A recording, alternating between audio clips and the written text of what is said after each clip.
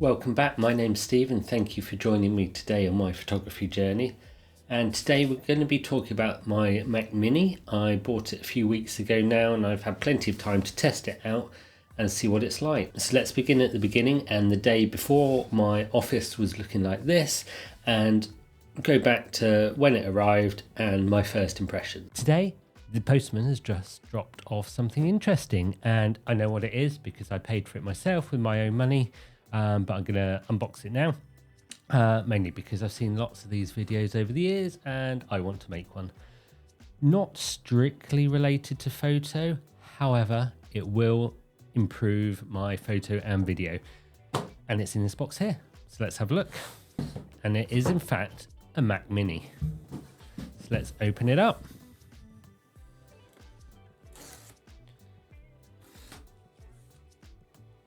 And as you can see, it is the base M2 Pro. It's 16 gig of memory and a 512 gig solid state drive, which I think is going to be perfect. At the moment, what I use for all my editing, whether it's photo or video, is my M1 13-inch MacBook Pro, which is a couple of years old now and is starting to slow down a bit when I'm doing some more intensive video editing. And I also wanted a desktop computer because you can't particularly see it at the moment, but I'm having a shift around of things in my office, giving myself a bit more space, and this is all part of it. So let's have a look.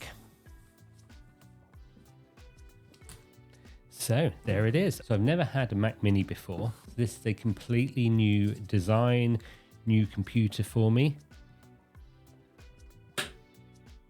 That always sounds so good, doesn't it? Ooh, and of course, these different bits of plastic everywhere, and here it is. That's it. I mean, it's a silver box.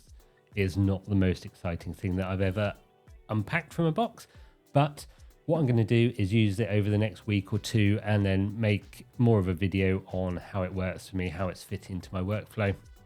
So there we go. That's it opened. I will report back in a couple of weeks. I hope this has been interesting.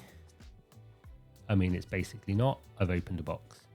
But hopefully this is something that will turn into something interesting as we go along. So I've been using the 13-inch MacBook Pro M1 for a couple of years now. I got that back in 2020, I think it was, or the very beginning of 2021.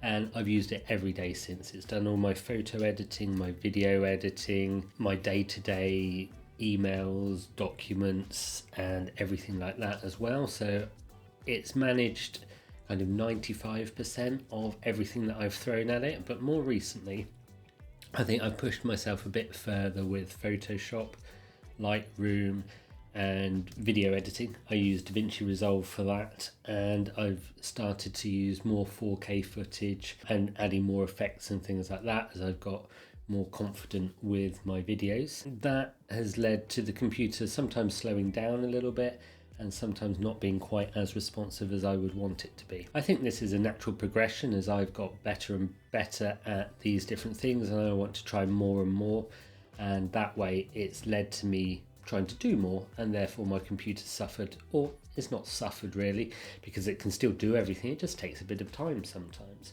And the main thing that I want is to be able to do things efficiently, and because I'm trying to work full time as well, I don't have endless time for photo and video editing as much as I'd like to. So I thought about getting an updated MacBook, had my eye on the 14-inch MacBook Pro so that I was still able to get out and about with it if I needed to, sit in a coffee shop or something to do some editing. But then I realized that's not really where I use my computer. And actually looking at the prices, the M2 Pro MacBook Pro 14, I mean, that's not the easiest name to say, that was significantly more expensive than the same spec on a Mac Mini. So then as part of redesigning my office, I've moved things around significantly in here, and part of that is I found space on my desk for a Mac Mini, and it sits next to, so I've got my work laptop under there, which I also use the two screens and the keyboard and mouse for, And those are the things that I need for the Mac Mini as well. So everything was kind of set up ready to go with it. So it seemed sensible to save money and get a computer that was significantly more powerful than my old one, but just have it on my desk. And then I've still got my 13-inch laptop that I can still use for photo and video editing, but I just know it's not as quick. So I know that if I'm going to be doing a bigger project, then I'll use the Mac Mini instead. I guess the first thing to talk about is the design of it. So completely different to any of the laptops I've had before, obviously. The silver fits in nicely with my monitors, it looks good on my desk, and it doesn't take up much space. And as you can see, space is kind of a premium, so I don't want to be filling my desktop up with lots and lots of other things. I've already got my Rodecaster Pro, I've got my work laptop, I've now got my Mac Mini, my Stream Deck, the dock for my work laptop, keyboard and mouse, and it all takes up space. So it's something that I definitely want to kind of keep to a minimum, and I do try and be as intentional and minimalist as possible anyway, so that design definitely helps. And then with the keyboard and mouse, this is the MX3, which I talked about when I did my what's in my camera bag video a couple of weeks ago, and that was because I was away on holiday, and I always take that one with me because it's so much easier for editing, and it's still true when I'm sat here in front of the computer editing. The other thing that makes a big difference is the performance of the M1, and everything loads instantly, everything just works. And whether that's turning the computer on in the first place, whether that's photo editing, whether that's video editing, everything is a lot quicker than it was on the 13-inch MacBook Pro. And the thing that I've noticed was that laptop was not slow. That was significantly better than my previous, what did I have before then? I had an iMac before then. And that was significantly slower than my laptop, and my laptop is significantly slower than the Mac Mini. So everything is definitely heading in the right direction. I'm not going to run any benchmarks or anything like that. That's not what I do. That's not something that I particularly understand. Bigger numbers are better, I assume. But we'll just trust Apple when they say that it's better, and then we can have a look at a bit of photo editing and things. Let's just enhance this one. Let's use the super resolution and enhance, and that is now done.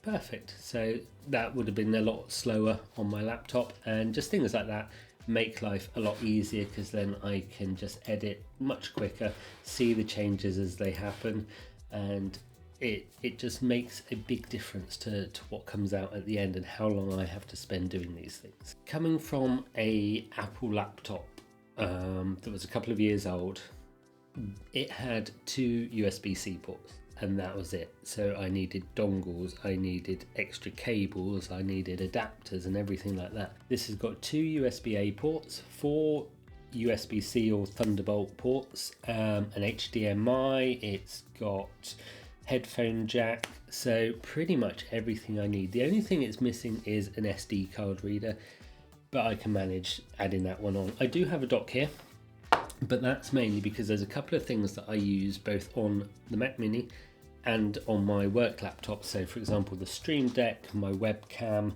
and sometimes I need to use an external USB drive.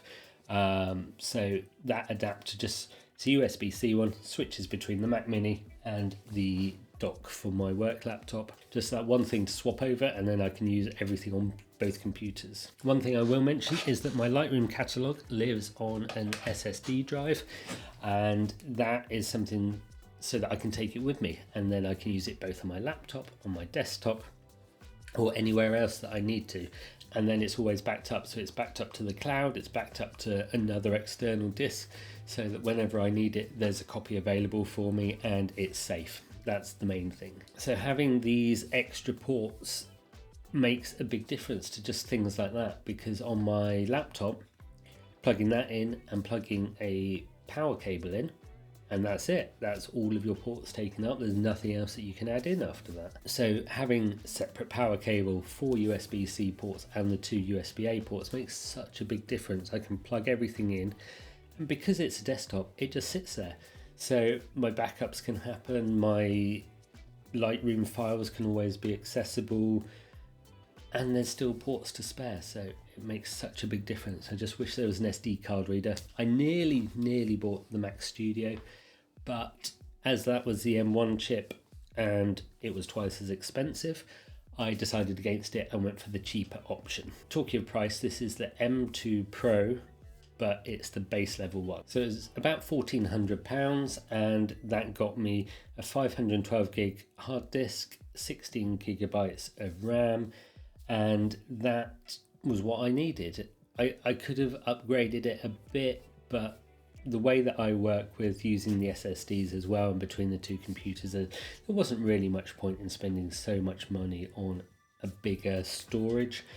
I possibly could have got extra RAM, but that was an extra £300 or £400, so decided against it, decided to spend less money and get it a bit quicker as well. So in comparison, the 14-inch laptop with the M2 Pro chip, that would have been around about 2,200, I think it was. So an extra 50% basically, just to have it in a laptop. And as I already had the screens and everything, there's no extra outlay for me because of that. So that's a significant saving. And I'm really glad that I did that, because then I can buy more cameras and lenses, which is what I prefer to do anyway. So what do I do with it on a daily basis? Well, mainly photo and video editing. That's probably the biggest thing, but also email. I've got Notion on here, which is where I plan all my videos, my photography, and basically organize my life. I'm not one for games really, so that there's none of that on there.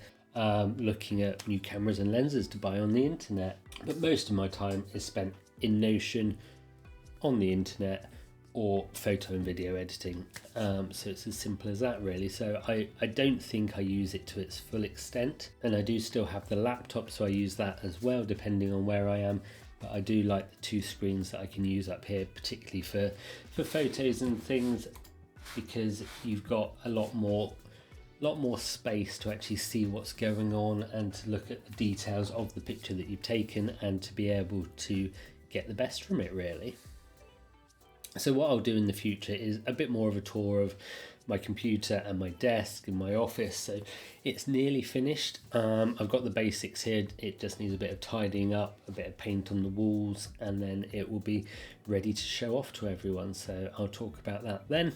But overall, the Mac Mini is a fantastic purchase. I don't regret it for a second. It's a significant improvement over my previous MacBook, and that was a big improvement over my previous one. I would highly recommend it, and this M2 Pro chip does everything that I need. I've not had any problems at all, whether it's in Photoshop, Lightroom or DaVinci Resolve. Everything just works, and it works instantly, so I would highly recommend it. But it depends on what you want from a computer, and it's certainly not worth getting into debt over, so don't max out your credit cards on it or anything like that, but I do recommend it. And that's it for this week.